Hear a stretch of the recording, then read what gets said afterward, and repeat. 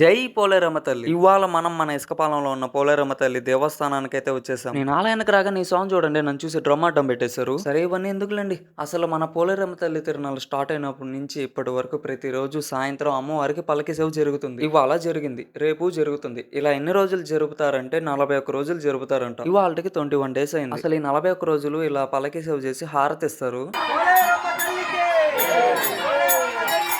జై ఇంకిలా హారతి ఇచ్చిన తర్వాత అమ్మవారు ఆలయంలో యథాస్థానంలో కొలువవుతారు. ఇంకా తర్వాత అమ్మవారికి నైవేద్యం ఇచ్చిన తర్వాత ప్రసాదాన్ని తీసుకుంటారు. ఈ 41 రోజులు అమ్మవారికి పొద్దున్నే ప్రతిరోజు అభిషేకాలు జరుగుతాయి.